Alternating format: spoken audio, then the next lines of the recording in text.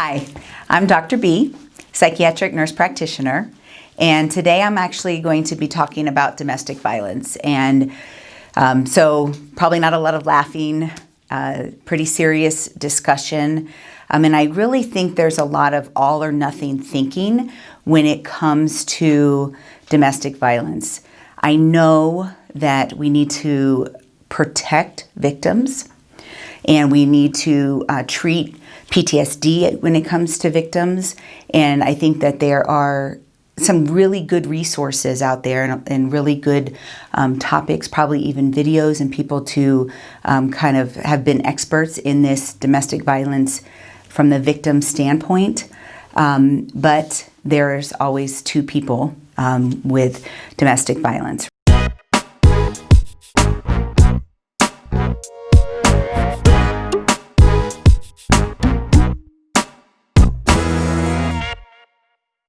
Today I'm actually sharing my personal map because domestic violence hit close to home with someone I know personally, and I was called in the middle of it.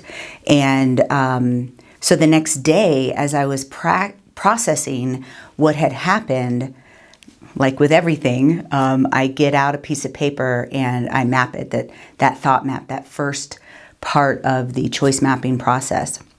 And so today I'm going to share my personal map with you.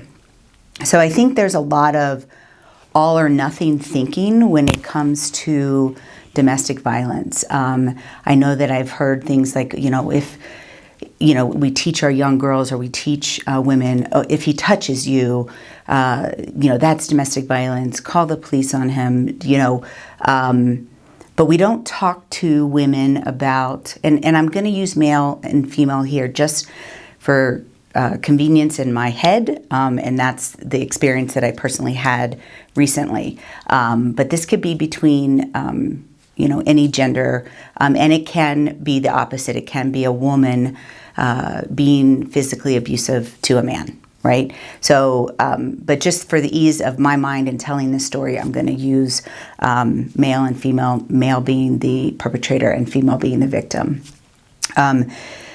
So we have a lot of this all or nothing thinking of the victim, and let's punish the perpetrator. And I do think that we should punish perpetrators.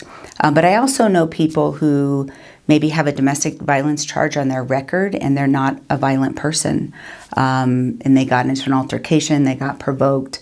And so there's two sides to the story. And I kind of jokingly tell people I have this gift/curse that I can see both sides to every story. And I think that benefits me as a mental health practitioner. But it's very hard when something like domestic violence becomes personal, right? So it's important to look at both people, the perpetrator and the victim, and figuring out what they need, what is happening in their mind that they get to this point. So a lot of domestic violence happens in intimate relationships where they're disagreeing and things are rising. Oftentimes there is alcohol or some sort of substance abuse going on at the time of the violence. And so all of those factors need to be addressed. But I want to first start by talking about the mental health of the perpetrator. I feel like we teach that it's this all or nothing, that a man that would touch a woman physically is a bad person, a sociopath. And that is not always the case. And there are men who are, this is what they do. They are manipulating women all the time. They are definitely have that sociopathic, no respect for women, and will have no qualms about hitting a woman. That is different from, I think, the majority of domestic violence that we see. What we see is men, perpetrators that are not taking care of themselves mentally. They have multiple things going on and multiple stressors that they're not taken care of, and the stress is building, and you add an argument with the significant other, and maybe even some alcohol, and they lose their ability to control their anger. And so talking to a perpetrator right now, if you know that you are capable of getting to that point, it's not about willpower and not getting to that point, or trying to control yourself at that passionate moment. It is about getting help when you're not feeling like that. It is about getting help in what are these things that are building, not the one thing that makes you lose it. It's what are these things that are building. And I think, with this post-COVID, we are going to get a pretty significant increase in domestic violence, not just post-COVID, like during, people are spending more time with their significant others. They're very stressed. A lot of people are having financial problems. Multiple things are building. And this is a precursor to not being able to control your anger.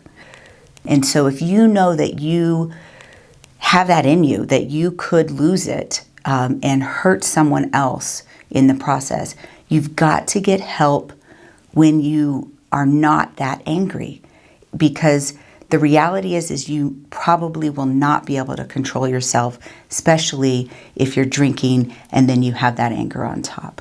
Okay, so if I can say anything to those people who know that they have anger problems, get help in learning how to deal with those multiple stressors. Okay, and we believe that choice mapping is that ability to organize the brain, right? We talk about you've got to be able to organize and deal with the past, not stay in the past, deal with the past so that it's not affecting who you are now. And when I talk about the past, a lot of times with a perpetrator, they have seen that kind of modeling behavior. Maybe their father was abusive, or they saw their mother being, physically abused by, men in her life, and so that was modeled. And even though they know they don't want to be that, they never really dealt with that trauma that they had in their childhood, and so therefore it comes out when we lose control. Okay, and that's, I think, a lot of people who are the perpetrator in a domestic violence just have not dealt with what they need to deal with, and they just let it build and build and build, and they explode. The other thing that we do talk about a lot is the mental health of the victim, and we talk about the mental health of a victim kind of in that post-traumatic stress and how that affects them in the future. And it's very important to process that trauma if you've experienced that. One of the things that we don't talk about, and the reason we don't talk about it is because we don't want a victim to ever think it was their fault. And please, I will repeat this, but please don't get that that's what I'm saying. But what I do want victims to do is to organize their brain, look back at their, traumas and things from their past, so that they can make decisions that it will not happen again. And which means you have to evaluate, what decisions did I make to get me to this point?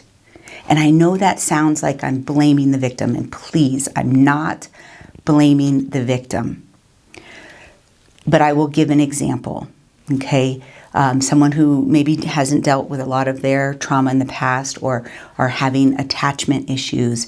And so when they fight with their intimate partner, it starts off passionate, which can be very attractive, but that passion, when turned to anger, can be very provoking. So you get a woman who maybe is having attachment issues and is passionate and wants to feel this love and is arguing and kind of pushing or provoking someone who possibly is predisposed to being able to lose control, right? And you put those two people in an intimate relationship, and that's what equals domestic violence, right? And I see it over and over and over again. These are both probably really good people that need to learn how to identify, organize their brain, take responsibility for decisions that they make. We often see victims re-victimizing themselves. They'll get out of an abusive relationship and get right back into another one. So if we don't identify the behaviors that victims are doing to get themselves in that situation, we're not actually breaking the cycle. We're just giving them that victim stance. And I'm totally anti-victim stance. You can be a victim and not have a victim stance. You can be a victim of something and say, I'm going to process this. I'm going to get over this. I'm not going to let this happen to me again. And even if it does happen to you again, evaluating, was there any piece of this that was me, trying to get that attention or provoking? And I'm not saying that you can, it's again, that I'm not saying that it's the victim's fault that you provoked him and he had a right to hit you. He never has a right to hit you. However, you also don't have a right to almost purposely provoke or push people's buttons in a fight. Like, we have to be able to be stronger and, continue to mature and know that this is a button for him and maybe I shouldn't push this. Maybe I should walk away instead of, trying to fight this out because he's been drinking. But again, not the victim's fault. But if you have to constantly walk away because maybe you shouldn't be with that person either. But what we don't want to do is to let two people who are toxic for each other continue in that relationship until it becomes domestic violence, right? So sometimes two personalities just can't be intimate long term. Like, it's not healthy for either one of them. And yes, there are toxic people, and this is not what I'm talking about today. There's people that are toxic with every person that they're with. I'm talking about two people who are trying to make good decisions and get together and can't, are constantly bad for each other. And they're pushing each other's buttons. Or, if you know that you can be a perpetrator, you know that you could hit a woman and you don't want to, then know that if you're with a woman who can push you to that, that might not be the woman you should be with, right? So it's not always about fixing things. It's about each person taking personal responsibility for their own behavior and not getting to that point. And so obviously the perpetrator has the most responsibility here, right? Or the person who has a potential to be a perpetrator. You have the most to lose. If you lose it, you will likely catch a domestic violence charge, and that is going to follow you for the rest of your life. So, but I just want to talk about the responsibility of both people involved. And then lastly, I want to talk about calling the police or involving the police. And I have to confess that when I got this call that domestic violence was happening, I actually almost didn't call the police, okay? The perpetrator in this case was a black male. And there's been a recent killing of a black male for no reason. We hear about, cops killing blacks and they're not necessarily a cause. And that's actually the first thing that came to my mind, which it should have been the protection of the victim, Should have been the first thing that came to my mind. But I almost hesitated in calling the police. Well, I did hesitate in calling the police. But I called the police. It was a very smooth intervention. Everybody was safe. The police were great. And, you know, I realized that the media really kind of, you know, puts these perceptions in our mind, right? I mean, there's probably hundreds and hundreds of domestic calls, you know, across the nation probably nightly, and nobody gets hurt.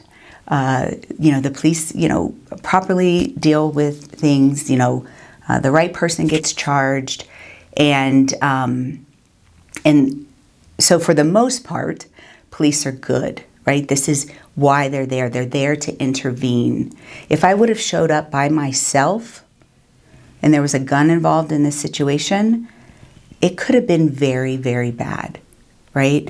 So, you know, I encourage you to be comfortable in calling the police, that they are actually trained to handle the situation in a positive manner. Okay. And I know I said lastly already, but I'm going to add one more thing. Boundaries. So we all need boundaries for ourselves, both the person who may potentially be a perpetrator and the victim, right? Boundaries are about protecting yourself.